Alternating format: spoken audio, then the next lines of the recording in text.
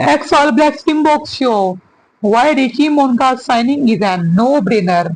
Former All Blacks who cut games persons has pointed to how the Springboks used the fly half back to emphasize the importance of getting Richie Monga back to New Zealand. Last week it was confirmed that Monga, who has been playing, is trade in Japan for Toshiba Brave Leopards. Since the conclusion of the 2023 World Cup, will return to New Zealand on an 18-month contract in June next year.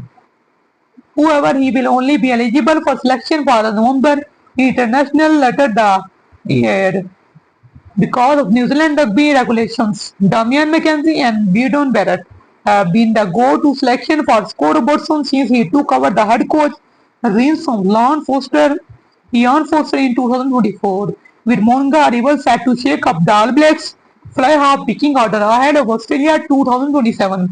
Monga has to earn his place again, while the playmaker has been signed with the view of featuring at the World Cup in 2 years' time. His former teammate Brian Hall is not convinced that he will just be ushered right back into the squad. He will have to work his run in his sport. He still has to come back and perform. The likes of Beaton Barrett and Damian McKenzie will have 2.5 years for play for the All Blacks at the international level before Richie comes back, Hall said on the Ontario Rugby podcast. So he's not wanted to come back and then be the first choice number 10 for the All Blacks as he has to come back and earn his place. He will have to play in the NPC before the end of the year tour.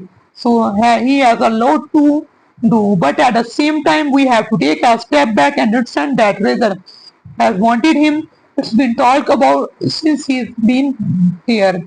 He has wanted to open up conversations of bringing back All Blacks who play in Japan are having a clause and bring players back. Please subscribe to my YouTube channel and press the bell icon for latest update. Thanks for watching. Goodbye.